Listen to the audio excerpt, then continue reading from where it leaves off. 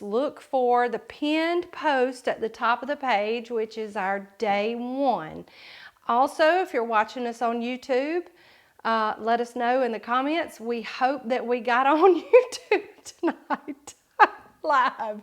All of this is a big learning experience, so we're here for it, and we are glad that you are too. So it's day 2, so we're going to talk about discarding and feeding. So let's get right to it. So you'll notice that I have both of my starters here. I have the one that we mixed up with the whole wheat flour, and I have the one that we mixed up with just plain unbleached all-purpose. Now I did find some rubber bands last night, so I did band them with rubber bands. So I'm going to take the lids off and set them to the side. Now we're going to talk a little bit about why we discard, okay? So we're feeding something that is alive. This is a natural leavener, so we are fermenting that flour and water mixture in the warm air. So it comes alive, and it's just like us. You don't want to just sit and not eat. So in order to feed it properly, we need to take out some of what happens at the beginning stages of ferment and to make room for what we're feeding it. So now, I mentioned this last night, but we don't ever want to like just wash this down the drain. A little bit on your spoons and whatnot is fine, but I would suggest that you go to the Dollar Tree and invest in like a 20 pack of $1 zip top bags, because this ensures that you won't have fruit flies. Now you may still have fruit flies as this ferments. That is the big reason why we cover it with this cheesecloth or the lid, to keep them out of the starter. But to keep them out of your trash and from just taking over your home, we're going to seal that up in case it's not trash away day.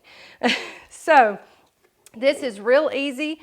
We're just going to, in the bag, and let me roll this top down. That way if we get it on the sides, it won't be where the seal is. Now, like I stated before, we discard so that we can make room for the new food for the starter.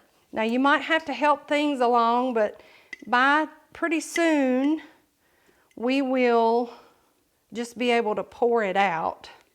But I'm actually going to have to dip it out and put it in the bag. And you see it's nice and stretchy and pliable and kind of easy to maneuver.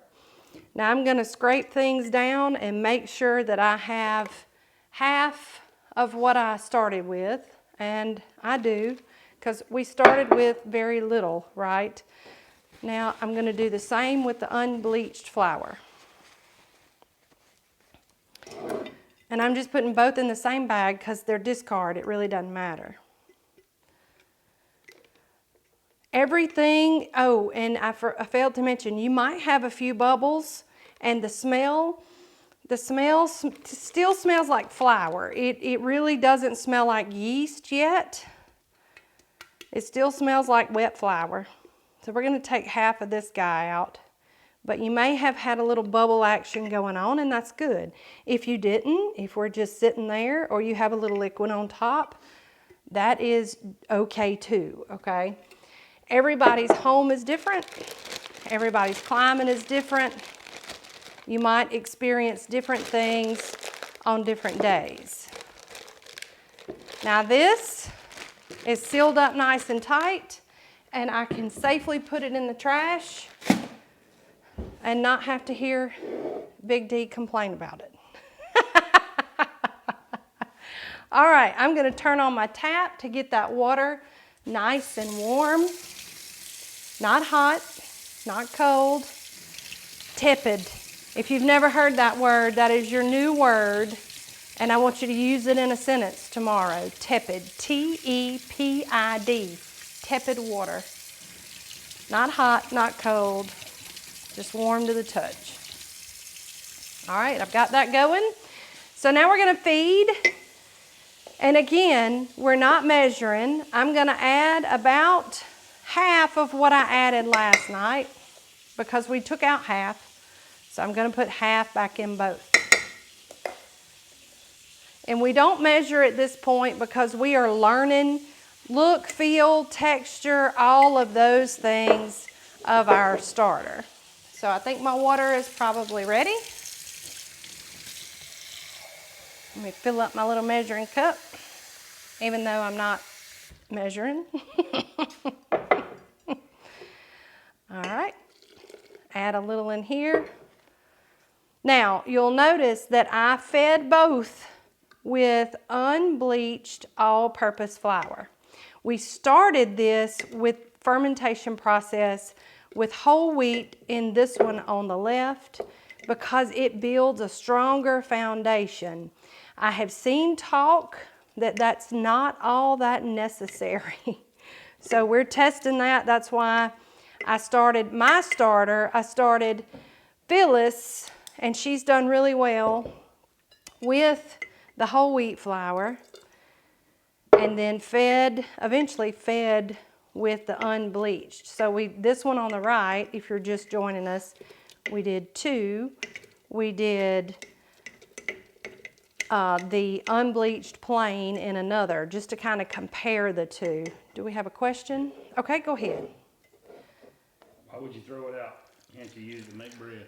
No, not at this stage. At this stage, we are not fermented. At this stage, it's probably not going to do anything. It's not going to create any leavener for your bread because we've not fermented long enough. Fermentation takes anywhere from 5 to 30 days, depending on your climate. Typically, most people can reach full fermentation whenever they hit anywhere from day 5 to day 10. If it's summertime, a lot of people can hit it in less than that. But right now, everything that we're taking out, I won't say at this stage on day 2 is foul because we haven't got to the foul stage yet, but it's coming. It's coming, never fear. It'll be here before you know it. Okay, I'm gonna get my spoon so that we can look at the texture. Now, something that I wanted to call your attention to, and I did this deliberately. Last night, I talked a lot about the consistency that you want, which is that of really thick kind of cake batter. It's gloppy, okay? When you drop it like that, it can stay together, but then it separates easily. It's kind of like a really thick pancake mix or a cake batter. Over here on the right, I put a little too much water in. It's still gloppy, but it's thin, so it drips. All right, if you add too much water, you will not be feeding your starter. It will be overhydrated. So if you do what I just did and you add too much water, you can simply recover from that by adding just a small amount of flour. Now, if you're following a recipe that tells you how many grams and whatnot, you won't know that that doesn't look right. So that's why we're doing it the way that we're doing it, because you want your starter to be healthy and fed, and it's not getting fed from the water. The water just kind of instigates the fermentation. The feeding actually comes from the flour itself. So now we've recovered that, and we're gloppy. So you can't really mess this up. I mean, you just can't. So now we are going to cover them again and leave them alone for 24 hours. Now, I had a question from a viewer today who asked me if she had not done hers, if she mixed hers up during the day today, could she still feed it with us tonight? I said at this point in time and the stage we're in, yes, you can, that's fine. But at some point you need to keep it where you feed it at the same time every day. So if you're just joining us and you start tonight when we're done, or tomorrow, You just want to keep up and feed at the same time every day. So whether that means you're feeding at night at 7 p.m. whenever we're doing these lives, then you'll want to feed every night around 7 p.m. If you do it later, if you started it at noon today, you're going to want to wait and feed it tomorrow. Especially the more days that pass as we get through this, it's really important that you feed it at the same time of day. I mean, we all like to eat about the same time every day. Our starter will too. Did I have a question? You seem to be a lot of discussion about this, but somebody started with wheat flour today. Do I feed it with whole wheat tomorrow or regular flour? You can do either. Now, I will tell you that most people indicate that you only have to start with the whole wheat flour. Then after that, you can feed with all-purpose unbleached, and that's what I've done tonight. I didn't know any better. I had not kind of traveled down a rabbit hole, so to speak, at the point that I started this. I was sick when I started this, so I probably read something but didn't comprehend it. If you want to know the truth. So I actually fed Phyllis with whole wheat starter for about 3 to 4 days, and she's fine. I picked up in the middle and then swapped to unbleached all-purpose, and you can do that too. Whole wheat flour can be expensive, so if you wanted to reserve it for your bread making, then simply starting on day 1 with it is perfectly fine, and then you can swap to the unbleached all-purpose or unbleached bread flour. But bread flour can be kind of pricey too. So, another question? Yep. Started mine this morning, out of town Friday and Saturday. Do I put in the refrigerator? No. No, I would say just, are you leaving Thursday or are you leaving Friday? So I'll wait on your answer. If you're out of town Friday and Saturday, and it might be a delay. So we'll come back to that. Danny, you just signal me when you get an answer on that. We'll come back to that. And I'll try to go ahead and kind of answer it. But if you're going out of town on Friday and you started yours this morning, tomorrow just back your feeding up about an hour, and then Friday before you leave, feed it and feed it really well. Thursday morning. You're leaving Thursday morning, okay? Feed it really well Thursday morning, put it in a warm place, and don't worry about it. When you come home on Sunday, just feed it as soon as you get home, and it'll probably be fine. If anything else, it might just delay the fermentation process for a couple of days, but I mean, you haven't lost anything. You don't have to start completely over. That was me. I bumped this. I bumped and he thought somebody drove up. At any rate, I would just feed it really well on Thursday. Put it somewhere that it'll be safe and can hang out while you're gone. It's probably going to be really hungry Sunday whenever you get home, so feed it really well. Make sure you maybe discard a little more than half when you feed, and then feed it really well on Sunday, and then get right back on schedule on Monday. You haven't lost anything. You've just maybe delayed it a day or two. But you don't have to throw it out and start completely over, because you'll lose the days that you've already done. It's best just to look at it as, well, I'm going on vacation. It can just hang out and be hungry for a day or two. It's not going to die, because at this point, by then, we'll only be on day 5 or day 6, and you're not going to kill it. It'll still continue to be active. It just might give you a delay. I hope that answered your question. So feed it good before you leave, and feed it good whenever you get home, and just roll with it and keep going. What do you mean by really feed it well? Just feed it well. That means maybe just add more than just what you took out. You might want to give it, like I did with this starter tonight when I got it too wet, you might want to give it a little extra flour than you normally would. That's all that means. Not mandatory. You can feed it in the same manner in which you feed it tomorrow, and you know, it won't make a big difference. Just don't sweat it. Do you throw out half every time you feed it? Only at this stage, only when we're building the starter. Whenever we get to the point where you have a fully fermented active starter, you can throw it out, or you can bake with it, or you can give it away. There are lots of other things, and we're going to talk about that beyond baking bread, of what all you can do with that in just a few minutes. But at this stage, until you reach this point where you have a fully fermented active starter, we're going to discard half every time. And probably around day 3 or day 4, you will understand why, because it's going to stink and it's going to look kind of weird. Usually somewhere between day 5 and day 7, people think that they have killed it, and they have not. It's going through the normal stages of fermentation. So when you think about fermentation, think about how wine and beer are made.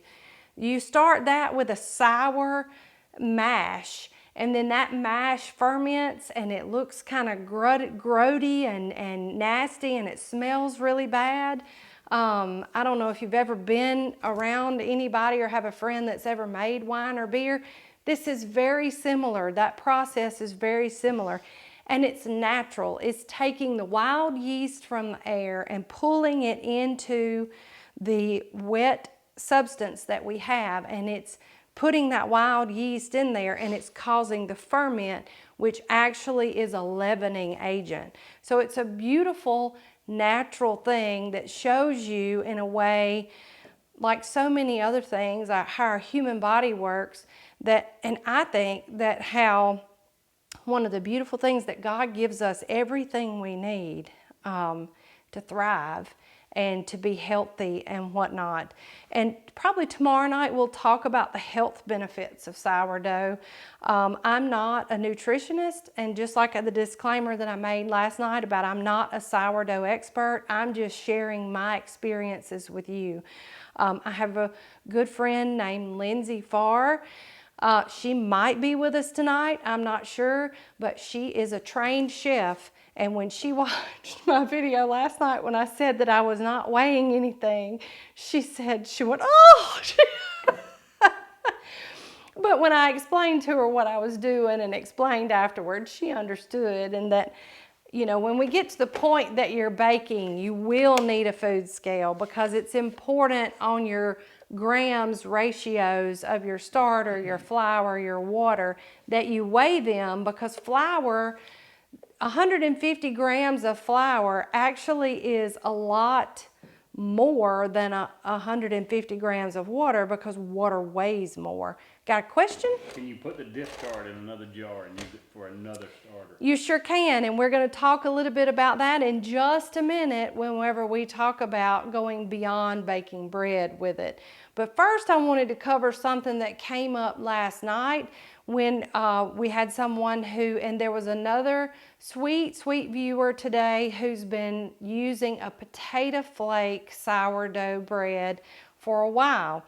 I did a little research today, and in my mind, feeding a starter with potato flakes and sugar and water or milk, things like that, that reminds me of that Amish friendship bread that we all used to make in the 80s and the 90s. That was some delicious stuff. But there is, in fact, a sourdough starter, and it's called a Herman starter, just like Herman Munster, yes, Herman. It's a Herman starter, and you actually do feed it with potato flakes. However, at its inception, whenever you grow it, initially it's grown with yeast. So you're not doing the wild fermentation process like we're doing with these. Now, does it make a difference? No. If you want to bake bread, you can bake bread with Herman starter or with regular sourdough starter. The difference is made in the taste and the texture of the bread. The Herman starter, because it's fed with sugar and potato flakes, but gives you a softer, chewier loaf of your bread, and it has a much milder flavor. Whereas this traditional sourdough starter can have, depending on how long you bulk ferment your bread dough, can have a very sour taste. However, out of the two, this is, I think, a much more versatile starter, because you can sweeten it and you can make it mild or strong depending on how long you let your dough proof. Those are just my thoughts. They're not right, they're not wrong, but that is, so there is a difference between those two starters, but whichever one is right and whichever one is wrong, there is neither of the two. They're both really good ways of making natural, preservative-free bread, and that is the goal here, is to have something that we have created with the tools that God has given us to sustain our families, right? So quickly, we're going to talk about going beyond bread. Okay, I'm going to move these out of the way and get them ready to put them to bed at night. And we're going to talk just a little bit about Phyllis.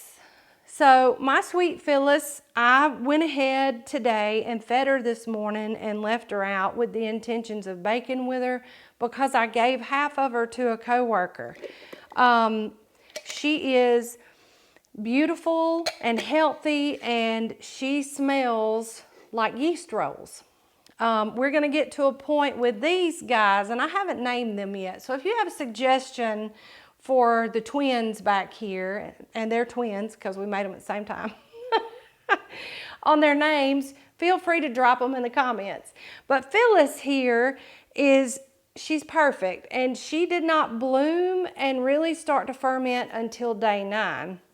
Now, I work full time, so a baking schedule to keep her on the counter for me would be hard, because I don't have enough people to give away discard to, and I don't have enough time to actually do the baking. So in the morning, after I feed her again, I'm going to tuck her away and let her take a rest and sleep in the refrigerator. Then Saturday morning, when I have time, I'm going to take her out and I'm going to put her on the counter, and I'm not going to discard, but I'm going to feed her and let her bubble back up and wake up. I got a question? Okay. What I have done, and this is just full disclosure here, okay? So you see this is partly Phyllis, and I'll explain to you why. Monday morning, which was day 9 for me, when I got up and walked out here to feed, and she was big and beautiful and bloomed and fermented and smelled like yeast rolls, I got so excited, but yet I was still half asleep. So when I fed her, and I'll see if I can grab it. No, it's way back in the cabinet. I have 2 of these canisters, okay? And granted, this one, they're both marked. This one has BF on it right here, and it has BF on it right here to indicate that it's bread flour, right? Well, half asleep, I got so excited that I fed her. Well, I discarded first, and then I fed her with self-rising flour. I panicked, but luckily I had discarded into a bag. So quickly I ran in the house and I got another jar and I put my discard in another jar and I fed it, and that's original Phyllis right here. This jar, however, was modified Phyllis that I made with that I fed with self-rising flour. And there are tons, and this is just an example, there are tons of groups and whatnot that, oh no, you need to throw it out. No.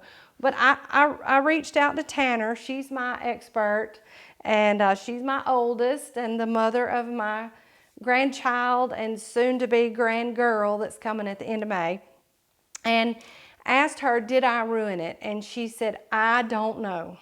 She said the soda and salt that's in self-rising flour may cause it to deflate and not be any good anymore. She said, just feed it and watch it. So I got home Monday night, and both starters, that is the picture that I posted Tuesday morning.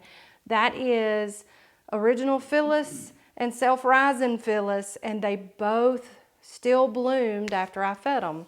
So what I've opted to do is move her to a bigger jar and bulk feed her, which means I fed her with twice as much flour and discarded every time to work that self-rising flour out of her, and she's been fine. Now, what am I going to do with all this starter? Well, I've given 2 discards away, and if there's anybody in my community who's watching that wants a really good starter, reach out to me because I'll have plenty more to give. But I plan on baking with both of them this weekend. So I'll get them out Saturday morning, feed them both, and then bake with both of them. But in the future, I will dilute the discard and feed it to my house plants, to what we plant in our garden this year, things like that. Do I have a question? Where'd you get the blue jar? Dollar General. This is a canister. They have like 2 different sizes. This is one that I have tea bags in right here. They had some green ones and some blue ones. So in a panic, I went to Dollar General because when I overfed self-rising Phyllis, she almost filled up one of these jars, and I knew she was going to spill over. So I ran to Dollar General and just got what I could and got this pretty canister. And that's where self-rising Phyllis, or Phyllis 2.0, lives.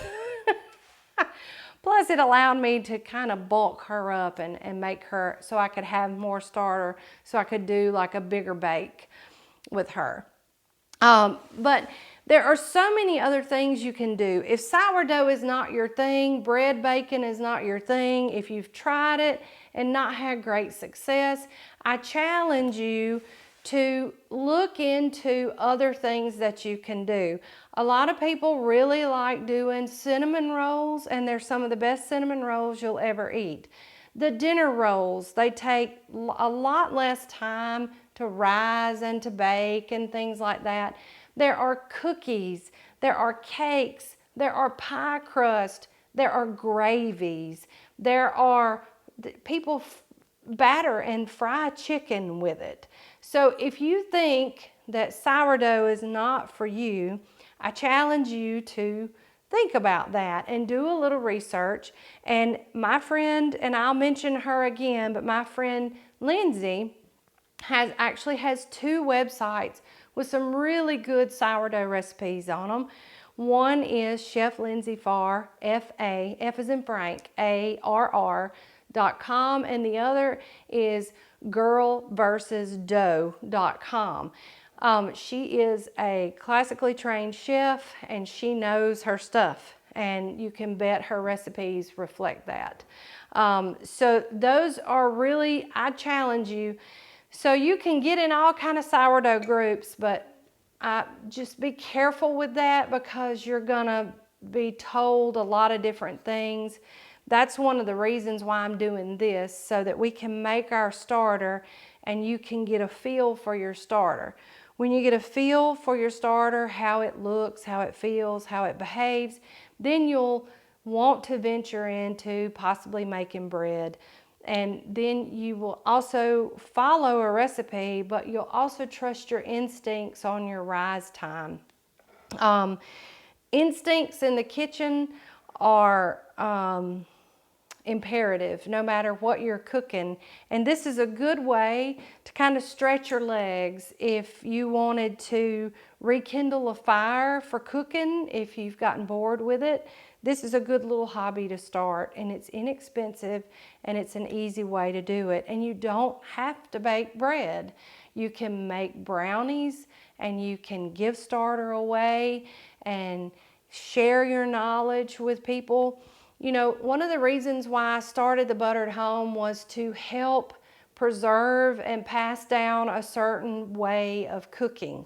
From time to time, you'll see recipes on my site that are highly processed or using store-bought convenience items, but by and large, we tend to shop the outside of the store whenever we cook. We cook a lot with fresh ingredients. We cook with whole foods. We also cook with old-fashioned, scratch-made cooking techniques.